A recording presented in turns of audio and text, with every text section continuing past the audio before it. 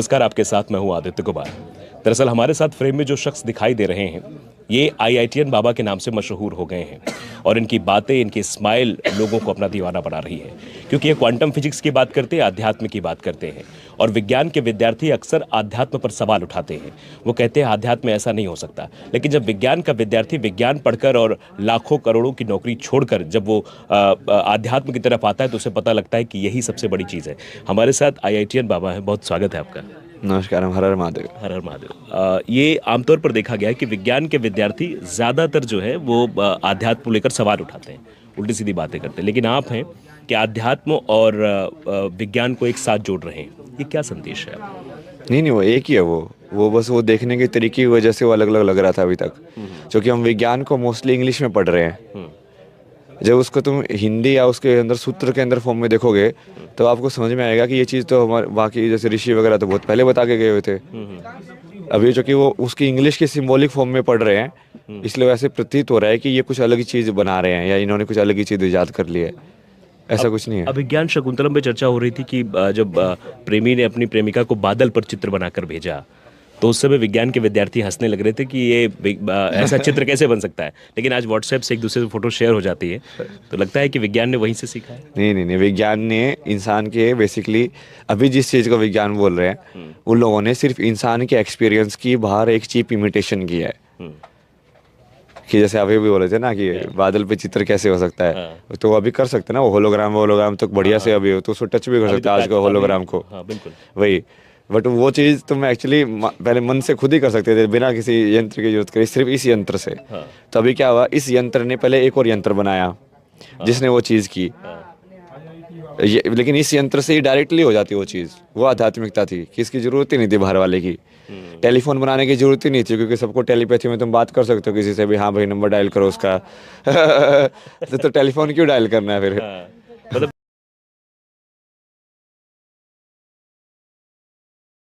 जब भी गीता विश्वास शक्तिमान शक्तिमान करती थी तो शक्तिमान को पता लगता कि हाँ शक्तिमान कहाँ है, और शक्तिमान तुरंत पट से वहां पहुंचता था। तो वो जो चक्र पीछे दिखाए जाते थे शक्तिमान में, जो होता है जब आदमी को अपना ज्ञान कहलाया वो शक्तिमान, है ना, तो वो चक्र क्या है उसके बारे में जरा फिजिक्स के माध्यम समझाइए दर्शकों। मतलब उस टाइम पे जब मैं शक्तिमान देखता था उस टाइम पे तो मुझे तो कुछ पता नहीं था। आई थिंक किसी बच्चों को नहीं पता होगा कि एक्चुअली किसकी बात कर रहे हैं। फिर जब ये सब करने के बाद जब आध्यात्मिकता पढ़ी, फिर मैंने उसको दिखा रहे भाई ये तो कुछ अलग ही बातें कर रहे थे, क्या क्या दिखा रहे थे मतलब बचपन के अंदर टीवी शो में। पूरी आध्यात्मिकता का वो, हाँ वो जैसे ध्यान कर रहा है, वो चक्कर एक एक्टिव हो रहे हैं।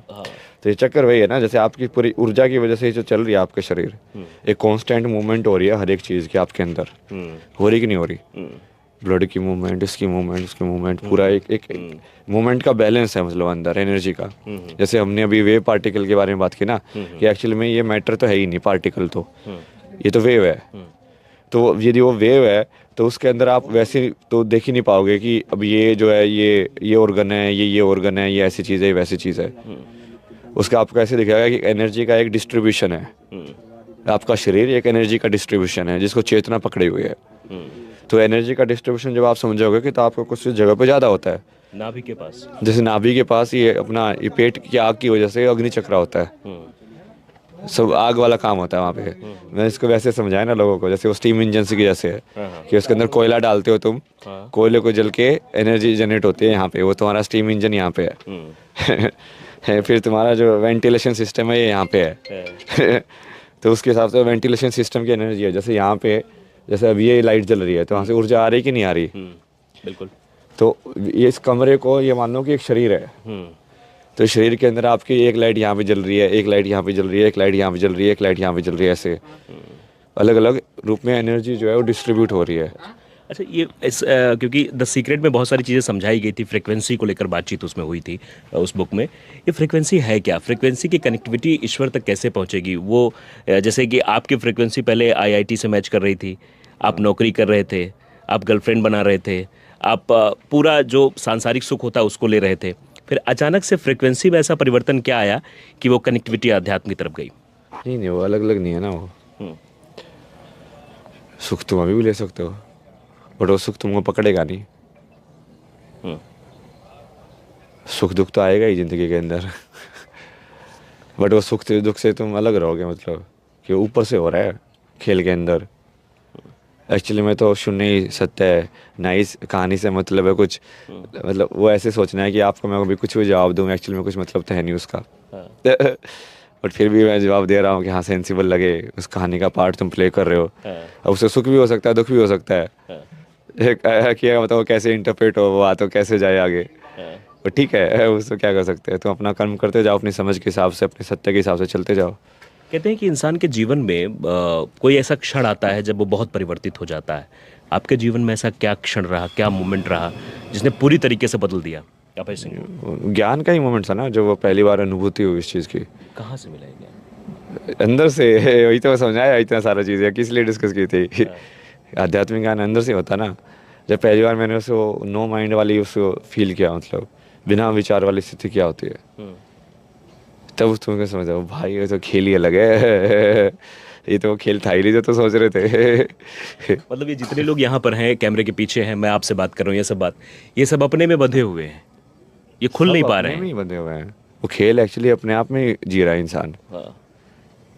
ये अवचेतन मन क्या है? अचेतन मन, ये अनकॉन्शियस माइंड या सबकॉन्शियस, ये एक्चुअली में अपनी वाली आध्यात्मिकता के अंदर इतना ऐसे कैटेगराइजेशन नहीं है उसका। ये थोड़ा वहाँ से आया है, वेस्ट से ना। वैसे अवचेतन मन आया है। Conscious mind, subconscious mind, unconscious mind. ये अपने आध्यात्म में नहीं है ऐसी कोई। वो उसको वैसे नहीं देखते ना, उसको अलग तरीके से देखते हो। वो बोल सकते हो उसका वैसे, बट वो हमारे यहाँ उसको ऐसे क्लासीफाई नहीं किया, मतलब अभी तक किसी ने। आप जब इधर इस आध्यात्म की तरफ बढ़े थे, क्योंकि आज के दौर में ऐसा कोई नहीं जो IITN बाबा या अभय सिंह को ना जानता हो, सब लोग चर्चा कर रहे हैं, सोशल मीडिया पर तरह तरह की बातें लिखी जा रही हैं अभय सिंह के बारे में कि अभय सिंह ने कैसे रास्ता चुना। क्या लगा था कि कभी इस रास्ते पर जब हम चल रहे हैं तो ऐसा भी समय आएगा जब मीडिया के लोग हमसे मिलने के लिए बेताब होंगे, और जो लोग आ रहे हैं वो एक सेल्फी के लिए बेताब हो जाएंगे कि बस IITN बाबा की एक सेल्फी मिल जाए? नहीं, वो तो मैंने बहुत पहले ही बोला था। ये प्रेडिक्शन पूछ रहे थे ना वो, ये तो मैंने बहुत पहले ही प्रेडिक्शन की थी कि संसार का राजा बनने वाला हूँ मैं। संसार के राजा। अभी क्या प्लान है, आगे का क्या प्लान है? चलते जाओ, महादेव जैसे बता रहे हैं। कुछ मार्गदर्शक जो आपको कुछ आइडियल लोग मानने लगे हैं, और मुझे लगता है कि IIT में जो लोग पढ़ाई कर रहे होंगे उनके दिमाग में भी चर्चा चल रही होगी, ये बात चल रही होगी, तो आपकी चर्चा ज़रूर हो रही होगी कि एक हमारे IIT से निकला हुआ बच्चा जो है यहाँ पहुँच गया, तो वहाँ भी ऐसी चीज़ें गूंज रही होंगी। नहीं, वो तो सिर्फ वो आउटर को देख रहे हैं ना। वो तो मैं बहुत पहले गया था, ये तो लोगों को पता भी चला है। क्या प्रेशर की वजह से ऐसा हुआ है? प्रेशर की वजह से मतलब कहते नहीं कि IIT में जो बच्चे होते हैं, जो इंजीनियरिंग करते हैं या जो फिर IAS PCS तैयारी करते हैं, जो प्रेशर बहुत ज़्यादा होता है, उसके बाद एक अलग ऊर्जा, फिर एक अलग रास्ता तय हो जाता है उसके बाद। नहीं, ऐसा कुछ नहीं है। वो प्रेशर तो ठीक है, वो एक कई टाइप से तुम्हारे स्किल का टेस्ट तो होता ही है। कोई भी टफ जब चीज़ करते हो तुम, तुम्हारे हर चीज़ का टेस्ट होता है, एंड्योरेंस का भी, प्रेशर का भी, सब चीज़ों का टेस्ट होता है। अगर कभी माता पिता आपसे कहें कि बेटा वापस आ जाओ, तो? वापस आ जाओ मतलब कहाँ वापस आ जाओ? घर आ जाओ। घर मेरा ये है ना, अपना घर ये बना लिया है आपने। यही है घर। तुम आप लोग समझ नहीं रहे हो उसको, इसको घर मान रहे हो मतलब। ये टेम्परेरी घर भगवान ने दिया है तुमको 70 साल 80 साल के लिए कि भाई इसमें ऑक्यूपेंसी करके रखो, इसका बढ़िया से चलाना। और इसको चला के जी के इसके अंदर, और फिर चले जाना चुपचाप, दूसरा घर मिल जाएगा फिर। इंसान ने फिर उसके ऊपर फिर 2 और घर बना दिए, फिर और घर बना लिए, फिर और घर बना लिए। वो खेल को और अंदर अंदर माया में घुस घुस के पता नहीं कितने डीप लेके जाएंगे लोग। मतलब लोग फंसे हुए हैं पूरी तरीके से, तो इनको निकालेंगे कैसे, ये निकलें कैसे? इसका क्या क्या राह है? जब मैं आपसे बात कर रहा हूँ, मैं चाहूँ कि मैं इसी को अपना घर समझूं, इस मोह माया के जो जंजाल में मैं फंस गया हूँ, इससे निकल जाऊं। जो साथ है वो तेरा, बाकी सब मौका फेरा। अभी जो मेरे साथ है बस वही मेरा है इस वक्त जो साथ है। हाँ। अच्छा, ये ज़रा मैं जानना चाहता हूँ, रिलेशनशिप के बारे में सवाल इसलिए पूछ रहा हूँ। आज के दौर में ये देखा गया है कि शादियाँ बहुत विखंडित हो जा रही हैं। जो लोग लव मैरिज कर रहे हैं उनके अंदर विखंडन की भावना ज़्यादा होती है, बहुत ज़्यादा विवाह विच्छेद के मामले बहुत ज़्यादा बढ़ते चले जा रहे हैं। ये क्यों? इंसान अपने इंडिविजुअल एक्सपीरियंस पे ज़्यादा फोकस करेगा as compared to a more holistic oneness of experience, कि संसार में ये हवा और ये सारी चीज़ें जो है इक्विलिब्रियम में काम कर रही हैं। वो एक कोई तुम अलग नहीं हो, अलग से तुम ऐसा नहीं है कि तुम अलग से चल रहे हो, तुम एक संसार के बैलेंस के अंदर काम कर रहे हो। इसको तुम साइंस में समझ सकते हो ना, इस संसार एक क्लोज सिस्टम की जैसे है, तो उसके अंदर बस एनर्जी ऐसे ऐसे घूम रही है। तो कोई भी एक फॉर्म यदि आप कोई मूवमेंट कर पा रहे हो तो उसकी वजह से है कि हाँ यहाँ पे एयर प्रेशर और ये सब मेंटेन है, मतलब वो अंदर से ही जितना हो रहा है ना उतना बाहर की चीज़ भी उतनी रिस्पॉन्सिबल है वो होने के लिए।